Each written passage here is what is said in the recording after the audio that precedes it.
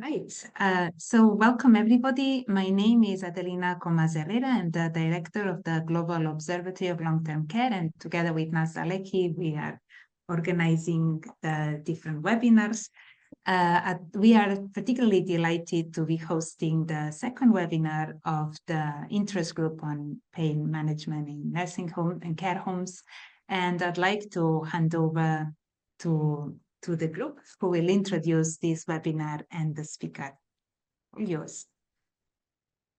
Thank you very much. I'm really delighted that there are so many people on my screen. I didn't expect. The first one was a great experience, and there we were talking about pain assessment as the first step in the care process in long-term care facilities.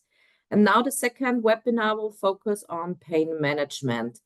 Why we did that, or why this special interest group developed, is I'm a researcher in long-term care now for about 10 to 15 years, and I got a project on pain management, and that was completely new. And so I tried to get some other specialists like Sandra Zwakallen or Sina Aldrich from UK, to work with me to get more expertise and also to get more international perspective on the topic of pain in long-term care facilities. So this is why the whole special interest group developed. Today we will be talking about pain management, and I'm really proud that we have two speakers today. On the one hand, Pat Schofield, and she recently published an article, and I was really delighted as I saw that. It's about pain management among older people, and you were looking at guidelines, systematic reviews, something like that, but I think you will talk about that. And the other one is my colleague. It's Eva Bock, and she is working on this project, this pain project with me together.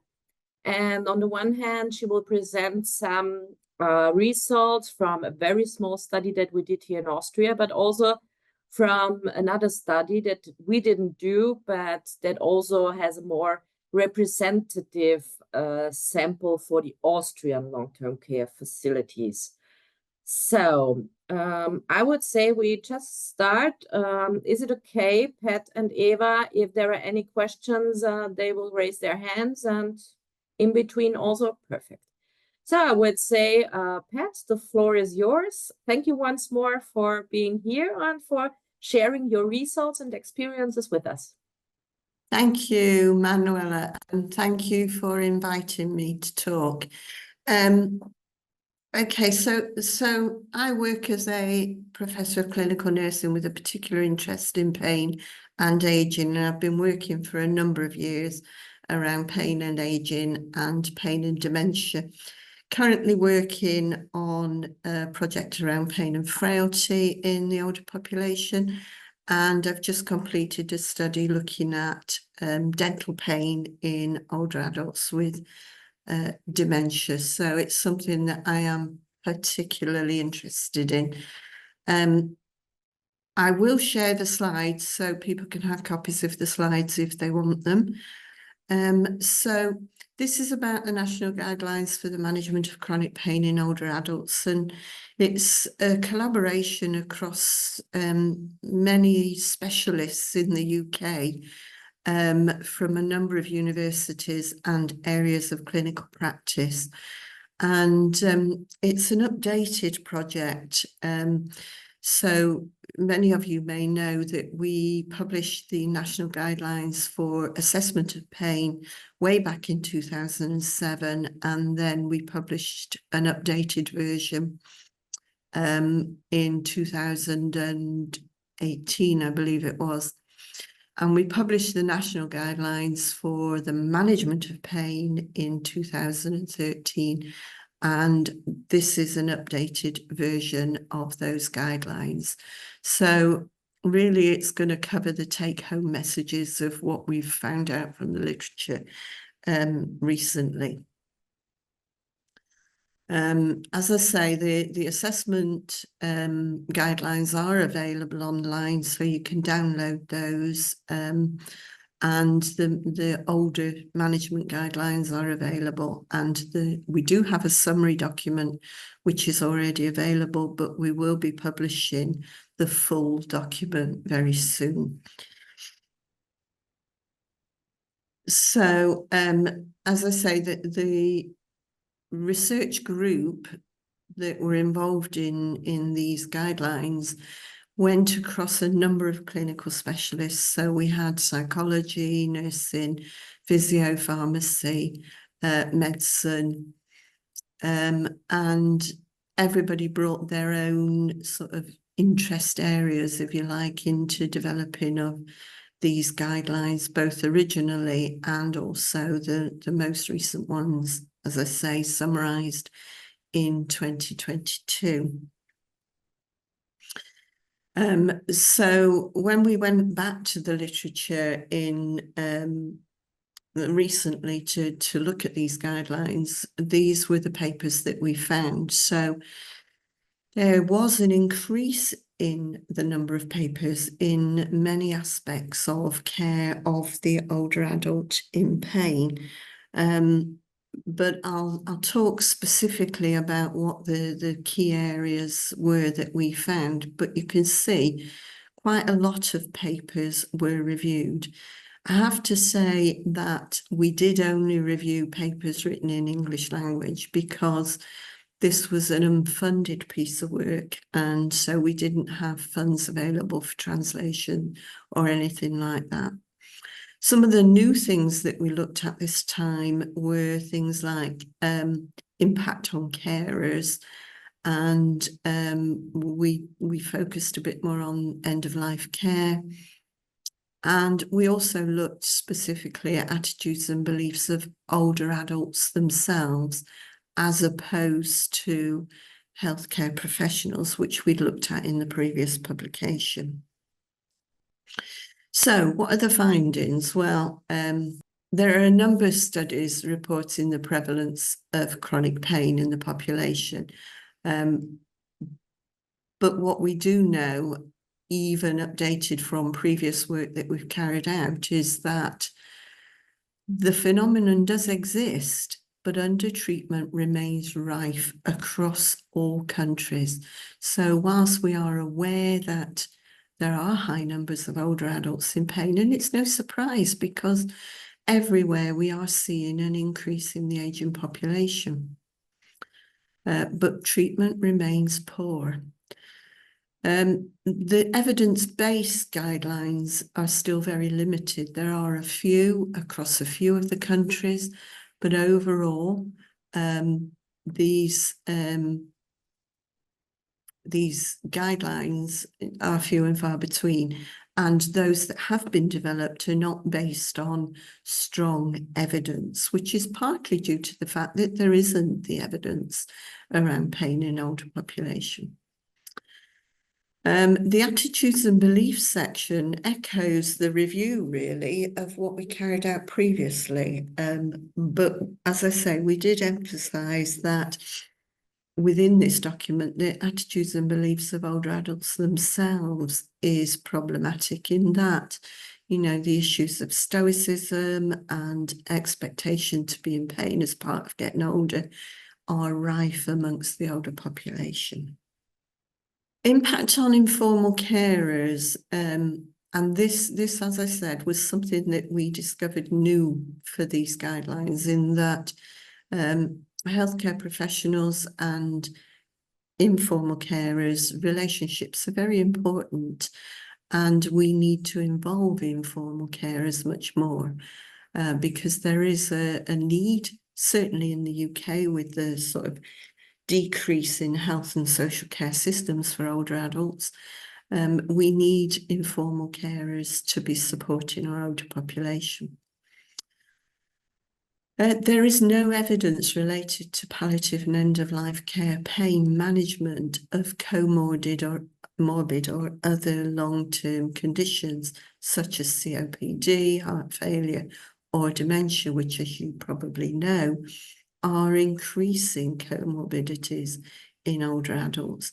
We have seen lots of literature around cancer and end-of-life care, but these conditions do need more research to highlight the need of the older population. From a pharmacological perspective, the principles have not changed. There has been no real increase in the literature around pharmacological interventions in the older adult population.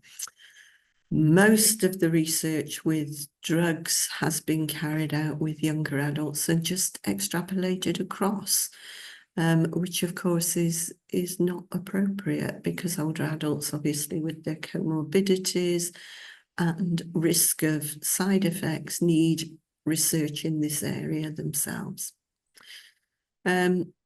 Behavioural intervention evidence remains very limited, so there's been very little work in terms of psychosocial interventions or self-management interventions. And from a physical activity perspective, there does need to be more work in terms of strengthening endurance and flexibility exercises in the role of self-management. But understanding the individual's motivation and barriers to exercise is important, and we need to support that with education. As we all know, frailty and the risk of frailty increases with aging, and that precipitates the risk of falls. So this strengthening and exercise needs to be implemented fairly early on in the age trajectory before these conditions start to develop.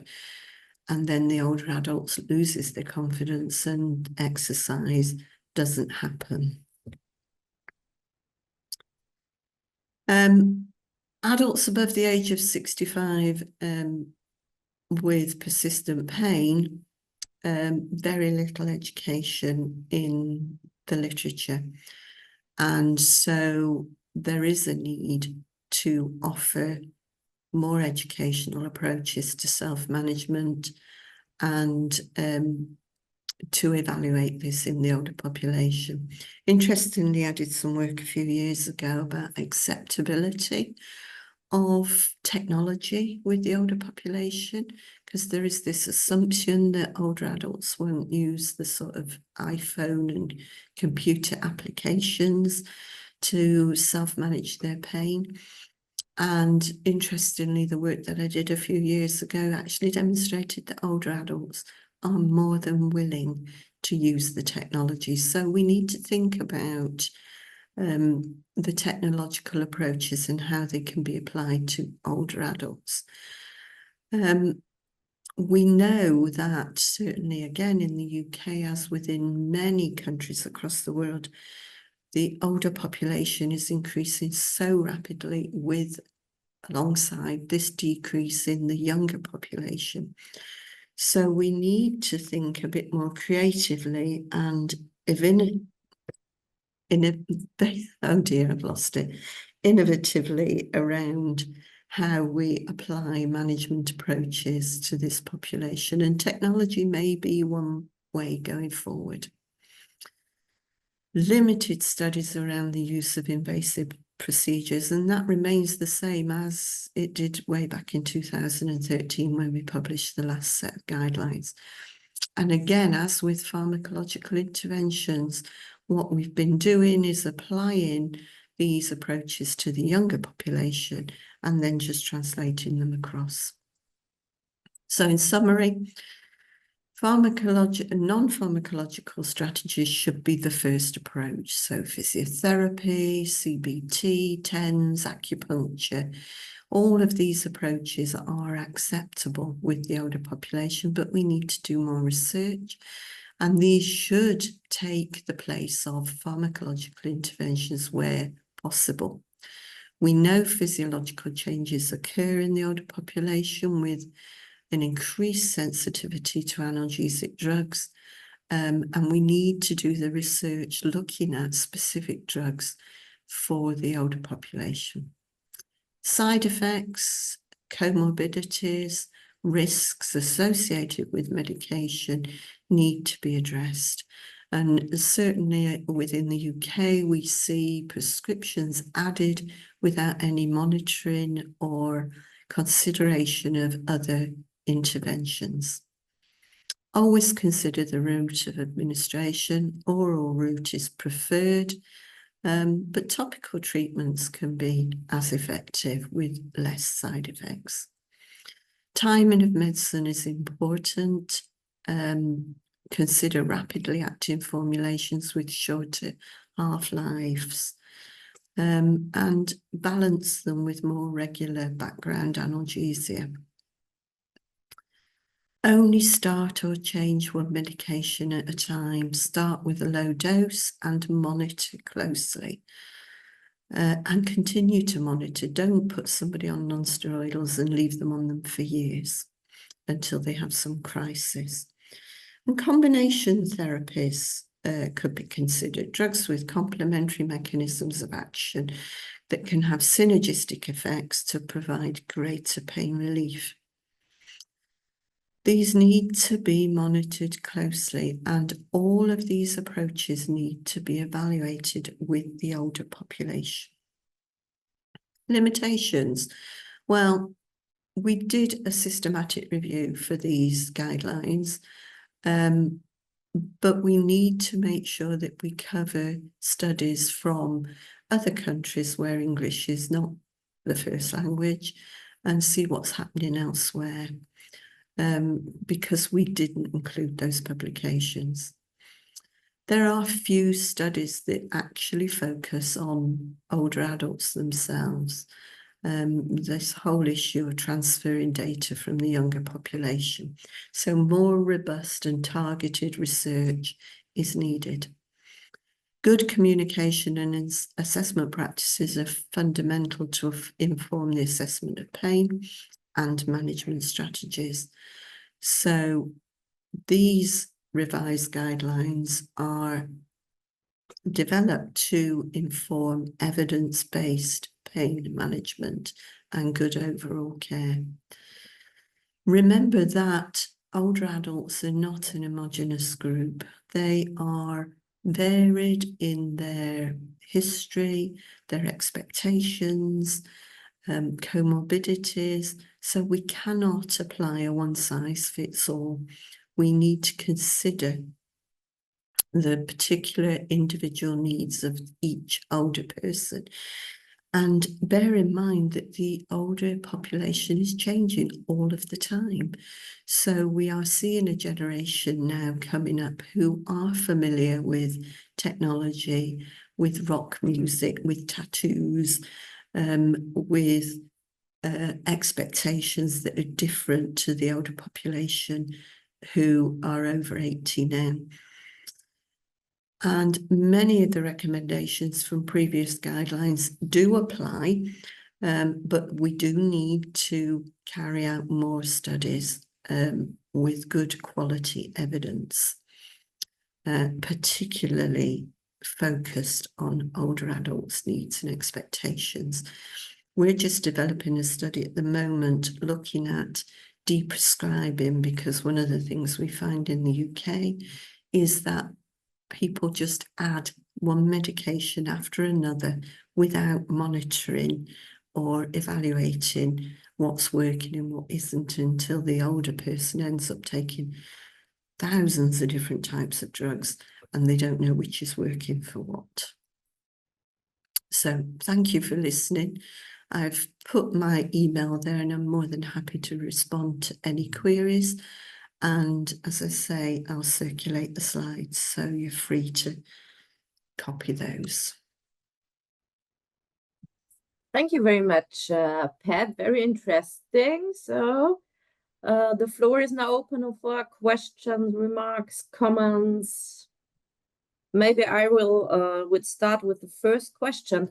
You were talking a few times about self-management. And is this something that in UK, not specifically now for pain, but that self-management is like a concept that comes more and more into the, I would say, the head of the researchers, but also of the people with I don't mind which disease, whatever. So that self-management plays a much more bigger role than, I would say, I don't know, 10, 15 years ago. Absolutely. I think self-management of a lot of conditions is increasing, certainly in the UK. When you look at sort of the situation that we're in with our health and social care in the UK, where we cannot provide health and social care to everybody that we would have done in the past. So we are certainly looking at educating people to self-manage their own conditions more and more effectively. So this includes things like, you know, post-heart attacks, diabetes, things like that. But also there's a big move in chronic pain for people to become more independent and self-manage their pain. So there's lots of networks and organisations that encourage self-management, and there's lots of sort of technological approaches that people can adopt. Of course, the danger is, and I did this a few years ago with some patients, we looked at what was available for self-management, and there is a lot of information out there, particularly on the internet, which is not very helpful. So I think it is the responsibility of healthcare providers to make sure that the information patients are accessing, are using, is appropriate and effective. Absolutely. I'm also thinking about, you also mentioned monitoring, evaluating, not only about the pharmacological the pharmacological treatments. From my experience, it's you give not only one pill, you give a second, a third. And this is not only like, I would say in a long-term care facility in Austria, it's like that. So it seems when you have contact with a healthcare professional, the first things they will give you a pill. The question from my point of view is, because I also have the experience that the people are used to getting these pills. So how to explain, or is there any idea how to get one step back? Yeah, I think this is a problem worldwide, and I think the issue we have, of course, again in the UK, and I think in a lot of countries, is the 7-minute consultation. So GPs have 7 minutes to see a patient. So very often it's easier to just give a prescription. And I think we need to change our focus, and we need to think more about educating patients to take control. And again, I think that's going to be quite challenging because, you know, I'm an NHS baby. I've all my life, if I've had something wrong, I've gone for help and expected it to be there. So we need to encourage and educate people to take more control and to not expect a prescription every time they go. We did it with antibiotics. We stopped prescribing antibiotics all over the place. So maybe it's time we think about, you know, the other things, the sort of non-steroidals and the strong opiates and things like that that are being dished out that are not really appropriate. So it will be a challenge, I don't doubt, because people's expectations. But I think that's something for the future. So the question I wanted to ask, Pat, was so you were saying about the aging population, and I worked in district nursing, and I completely agree with you when it comes to aging population. But I think one of the challenges we also get is that people won't access the services. Mm-hmm.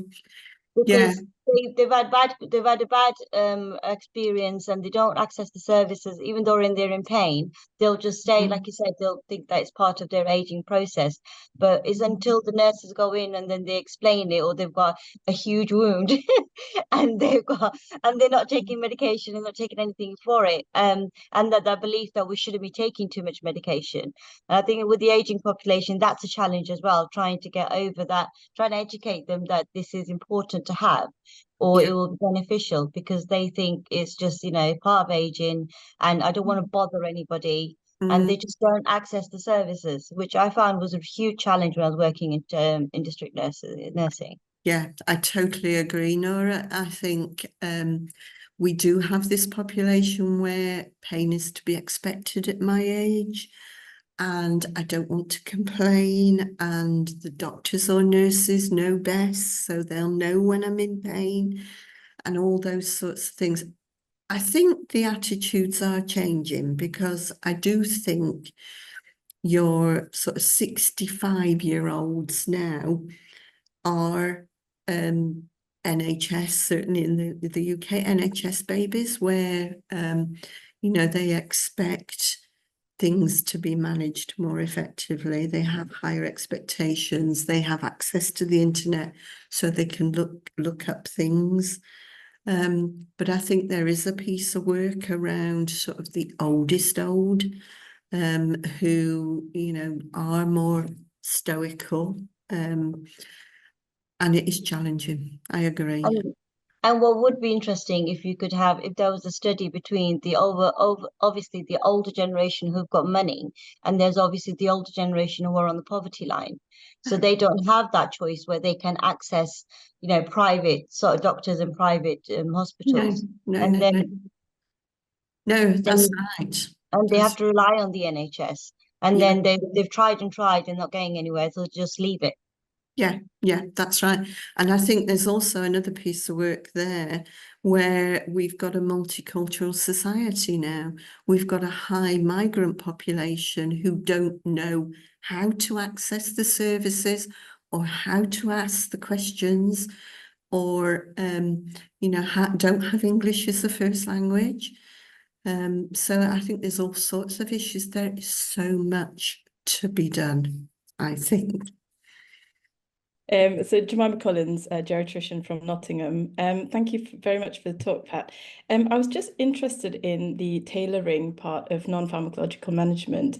We're writing a systematic review at the moment on non-pharmacological options in pain in people with dementia. And clearly there's a huge range of options when it comes to any sort of management like that. And, you know, you go from acupressure, which I'm still not entirely sure what that is, to sort of, you know, different temperature baths and things. And clearly some things will suit some people and some things won't suit them. So I was just wondering what your take on this was. How do we go about, how do we start, where do we start really in terms of narrowing down management options? Yeah, I know, I agree. There is so many different options. I mean, when I think back to my days in the pain clinic, you know, it was things like TENS machines, acupuncture, like you say, acupressure, heat and cold. And I think all of these things need proper evaluation with the older population. And it's about expectations of what they want as well, which goes back to the whole self-management agenda and, you know, educating people that pharmacological management is not the way to go, and we need to think about the other approaches. Sorry, did that answer your question? It just seemed a bit rambly. No, I think it's just I guess it's nice to hear that experts also are not entirely sure how we should go about it, and I guess it's a sort of anticipation that different people will, you know, for example, morphine, it will suit most people. I mean, clearly there's kidney failures and stuff, and allergies and stuff that where some people clearly can't take the drug. But for most people, you know, you give them a drug and they have the drug and there's no questions asked. But I guess for non-pharmacological treatment, it's a bit more nuanced, isn't it? It's about lifestyle, it's about values, it's about you know, function, mobility, ADLs, all those things that come into it. Expectations. I mean, when I think about something like TENS, for example, as a pain service, I think we in the day had around about 5,000 patients with TENS machines provided on the NHS, interestingly. but there was very limited evidence. And so when you then extrapolate this across to the older population, there is no evidence in the use of TENS, and yet people say it's wonderful. If it works really well, and people like to use it. So it's about getting the evidence, and I think you hit the nail on the head there. It's about understanding what individuals want. It's not a one size fits all. Yeah, great, thank you. I was just wondering because when you were talking, Pat and Jemima, I was thinking about, but from my point of view, it would be just go one step back, go into the assessment, and the assessment instrument do not include the expectations, the values, their preferences, whatever. So maybe from a research perspective, we should think bigger in the first step in the assessment, because then we can show up what they need, what they want, and go on. Yeah, I agree. And when I first started as a pain nurse, we didn't assess pain. So we've come a long way with pain assessment tools. So maybe now we need to stop developing new ones and start making them a bit more holistic, which brings on board all of those things. This is a great point, and I think we will go on next year with the webinars, and maybe we can make something like thinking about assessment tools in a more holistic pictures. I just wrote it down because I think there is a lot of topics inside and issues that are important for the pain patients, as well as for us as researchers, clinicians, whatever. Yeah, definitely. Yeah. So thank you very much. I think we go on now. Yeah. So the next speaker is Eva, my colleague, and she will make a presentation about pain management in Austrian long-term care facility. Eva, the floor is yours. Thank you, Manuela, for introducing me. It's an honor for me to be here today and give my presentation to you. I'm really looking forward for the discussion afterwards. And as Manuela already told you, I will talk about pain management in Austria and in Austrian nursing homes. And I hope after my presentation, you will have a kind of a picture in your mind of a typical Austrian nursing home and its pain management. So, Manuela also mentioned this before, so I'm using for this presentation some data from an Austrian organization which is representing human rights, and they are especially advocating for people who feel unfairly treated by an Austrian authority. So they did a big data collection between 2022 and 2023 in 123 Austrian nursing homes, and they were focusing on pain management. I will also use data from our own data collection we conducted 2022. And we did a qualitative and quantitative data collection focusing on pain management, and also quality of life. I will also add some experiences Manuela and me had in the last months and the last year we had in the nursing home we are collaborating with. So I will add them as well to finish the picture. So at first, to start, I would like to give you a few information about Austrian nursing homes, which might be important to know before we talk about pain management in Austrian nursing homes. So normally, nurses with different educational levels and social care workers are taking care of the nursing home residents. There are no other healthcare professionals normally on site permanently. So the nursing home is collaborating with local general practitioners. How often the general practitioners is visiting the nursing home depends on the general practitioner. And other healthcare professionals are employed by the organization and not by the nursing home itself.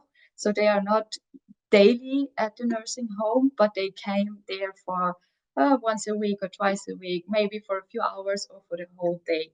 So this depends on the nursing home and on the size of the nursing home. Some nursing homes also have pharmacy dispensing the medication, and others do it by themselves, especially the smaller ones are doing it by themselves. So we did the data collection and asking who is having pain in the last 7 days, and 38 out of the 67 nursing home residents we asked had pain. 31 of these nursing home residents had chronic pain. So I just want to jump a little, or take a briefly look at the assessment in Austria. So mainly in Austria, the NRS is used for self-assessment, and the BESD, the German version, is used for proxy assessment. However, there are every fifth nursing home is not using any assessment tools. So what we also experienced is that not every nursing home managed by the same organization is also using the same assessment tool. So there is no standard which nursing home has to use which assessment tool. There is also no standard or no criteria under which circumstances self-assessment tools should be used and under which circumstances proxy assessment tools should be used. And this is also something we experienced because we saw that the NRS was very often used for nursing home residents diagnosed with dementia. So we asked the nurses why they are doing this, and they said that they know that they are capable to rate their pain, so they are using the NRS instead of a proxy assessment tool.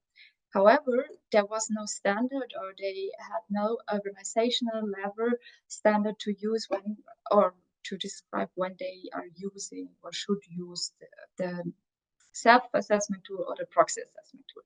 So the nurses based their decision on a very individual level and on the experiences they have with their nursing home residents.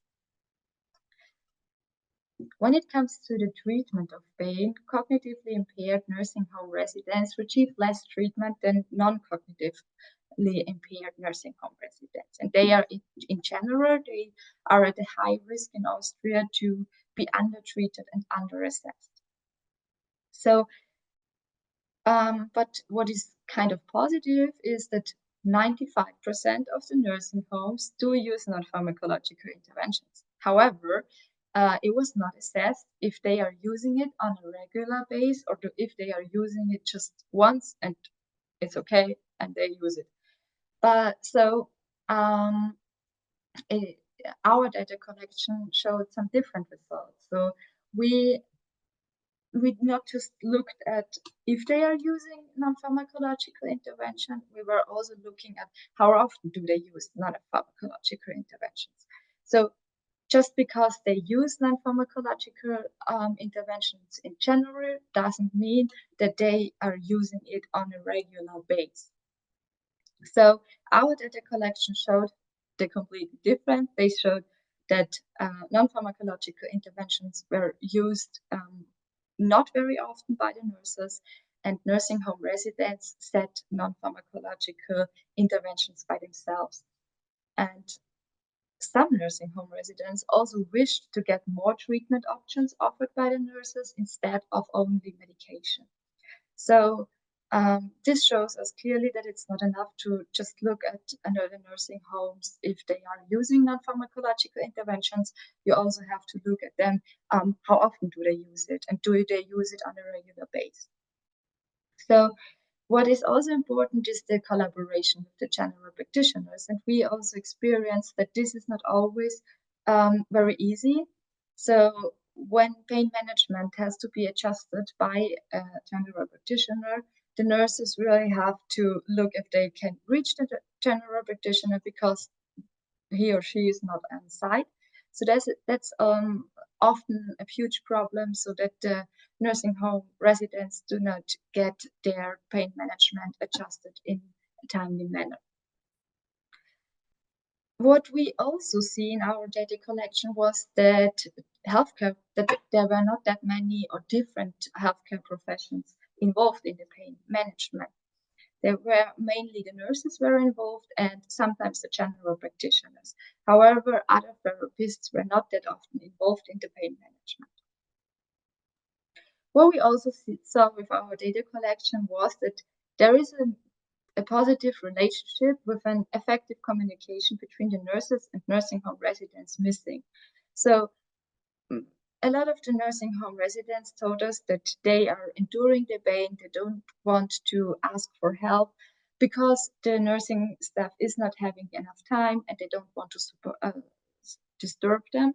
So what is the result of not being or not having a good relationship with the nursing home residents is that there's a lack of support often.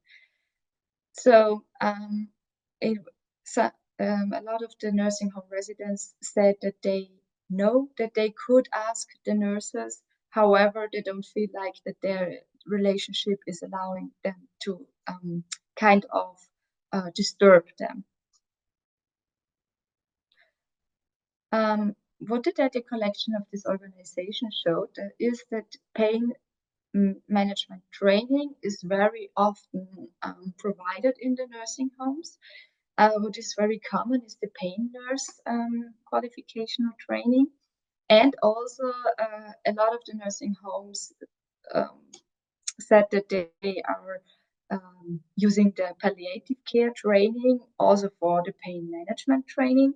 However, the palliative care training has only a small part of pain management included and is also specifically linked to the needs of nursing home residents receiving palliative care. So I would not consider this as a real pain management training. It is pain management is included, but it's not the focus of this training.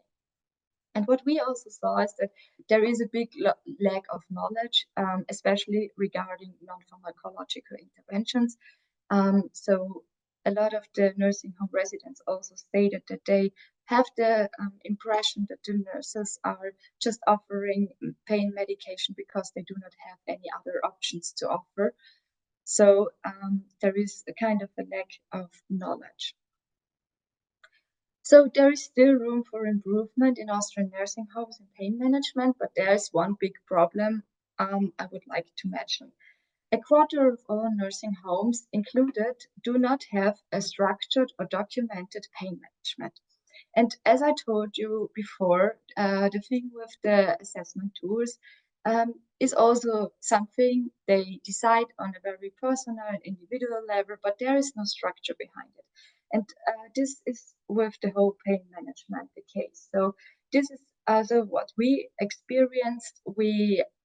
A lot of the nurses were talking to us and saying, well, we are doing so much of your non-pharmacological interventions you were telling us, and we do a lot against pain, but the problem is that they do not have it documented, they do not have a structure behind it, and so it is more done on an individual level, and more often they use non-pharmacological interventions to increase the well-being, but not specifically to treat the pain.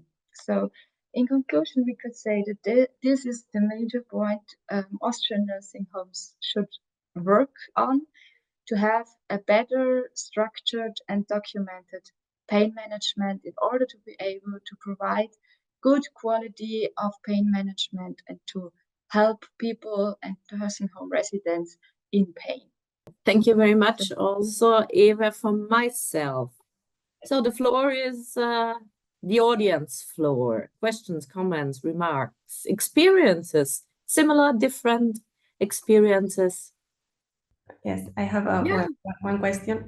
I am Julia from Spain and I am a nurse, and I did my final dissertation about pain management in nursing homes, but I especially focus on medication. But I also searched some evidence about non-pharmacological treatments, and I have a question. So does non-pharmacological treatment replace pharmacological treatment, or it's a complement? Because I think non-pharmacological treatment is very important, and there is a lack of self-assessment, like you said before, and I think it's really important. So what do you think about non-pharmacological treatments in older people? Because there is a lack of evidence, like I said. So of course there should be both. the pharmacological interventions and also the non-pharmacological interventions. And what we see in the nursing home is that a lot of the nursing home residents do have a level of pharmacological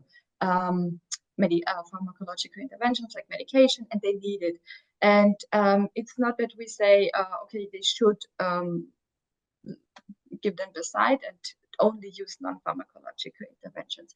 But there are sometimes like scenarios where the nurses are not very sure about how much of pain medication can we offer them, and when is the level reached and when it is too much, because pain medication, especially in older people, do have their side effects. And sometimes it would be, it depends on the nursing home resident, because also some maybe want to get their pain medication. So you can't say, no, you don't get it. However, there are a lot of nursing home residents who would like to achieve also non-pharmacological interventions together, of course, with pharmacological interventions. So it could be like an adjusted or adjustment of the treatment. So you can add it like on top. And so there are a lot of kind of things nursing home residents are doing their whole life. So you can help them with those things. But it's not that you should, in general, say no pharmacological interventions. But the nurses have to know about those options to be able to provide them to them, no matter if they want it or not. So just to give them the option. Yes, and to have the information to educate the older people, because if nurses doesn't know all the options that they have, then it's not easy to educate the others. Yes. Just an example, I think that was really interesting for us. We had in our study, we also had like the nursing staff mentioned to us, one person specifically, she uses music therapy. Not therapy, but music. And when she's taking residents to the shower and she knows they are in pain, she tries to play music, their favorite music. But this was one person, and it's not structured in terms of when Mrs. Hödel has pain and you're going with her to the shower, please put on that music. So I think non-pharmacological can be implemented pretty easily, and it is already implemented, but on a subjective way from the nursing home staff. So they decide, I like music, to play music, 2 degrees pain, for example, when going to the bathroom with the resident. The other one says, okay, I will, I don't know, put a heat wrap on. So this structured way, I think, is really missing, especially for the non-pharmacological. Yeah, Pat, please. Yeah, I just wanted to comment there. Thank you, Ava, for your presentation. Really interesting. I don't know if care homes in Austria are the same as the ones we have in the UK, but many of them in the UK are staffed by non-professionally qualified staff. So care assistants, we call them. And so they don't have any training in nursing, never mind specifics like pain, which does make it really challenging. 70% of our care home residents have dementia, which also becomes a challenge. I did some work a few years ago in nursing homes, and these non-professionally qualified staff are really motivated to do something about pain in the residents, but they need that education and support to be able to do that. So I think there is a piece of work there that could be done. The second point is that when we looked at the dental pain in nursing homes, that is something that is a problem and often overlooked because we don't consider, you know, badly fitting dentures or problems with teeth. And we've got a generation now who are getting older who have this fancy dental work, that needs extra care, and we don't address that, and we found this with our dental pain study. So I think there are lots of areas that we could do more research. So thank you, Pat. Nora, your hand is raised. The question, well, it was a question because obviously I don't have much education about, I don't know anything about Austrian care homes. So I was going to ask Eva, do your general practitioners in Austria, do they actually offer non-pharmaceutical alternatives to patients when they're prescribing, or, you know, like, have you tried this? Do they go through those things with you, or the nurses? And obviously Pat's touched on the care assistants. We have a lot of care assistants, and a lot of them are very, very good at their job, and they are very proactive with pain. But do you have, you know, does the GP or the general practitioner offer alternatives to people in care homes in Austria? So what we experienced in the nursing home we are collaborating is that the general practitioners are mainly setting the pharmacological interventions. So we looked through the documentation, and there was, as I found, only one general practitioner offering non-pharmacological interventions. And we were also talking with the nurses about this, and they said mainly that they don't have that much time. They come for the visit, and they are just checking if everything is okay. So they don't sit together with the nursing home resident and say, okay, let's have a look. What can we do? What would help you? However, they also said that the nurses would have the possibility to maybe give some hints and say, yeah, maybe we should try something else. But when this is not happening, then there is nothing from the non-pharmacological side offered very often, or not on a regular basis. Yeah, so mainly the pharmacological interventions. But as you said, especially like we have a lot of social care workers or care assistants as well. So these are, of course, they are motivated. However, the structure is kind of lacking. Yeah. Other questions, comments, remarks, experiences? I think what is also interesting now in Austria, we have, I think 3 months ago, we have like a new law. It's not a new law, but there are parts of the law were made new. And it's also about the competencies of nurses in Austria. And they were really struggling to get that on the way, but now it's done. And one thing, for example, is nurses are now allowed to prescribe aids like a wheelchair or things like that, or a specific mattress for pain relief, things like that. So I think because also the competencies in Austria are really strict, so nurses are not really allowed to do as much things as on an international level in Austria. It's even harder for them because they always have to ask the general practitioner, am I allowed to this or that, even though they know most of the times best for their residents because they really know them, of course. So I think this is something we are right now in this change process where the nursing getting more and more competencies. Yeah, and let's see how this will go on. I have no idea at the moment. I think we've reached the end of the time we had, and I just wanted to thank you for such an excellent webinar. Thank you, Manuel and Dean, for organizing. Thank you, Pat and Eva, for really, really thoughtful presentations and for sharing sharing the learning. We will be sharing the recording of this webinar, and we can also share any resources and publications as well on the page where we will provide the recording.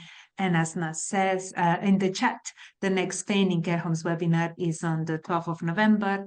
And do check the website for any updates. If you haven't joined GOLTC, please do. It's free, and then you can choose this interest group, and then you will be sure not to miss any information about the future events.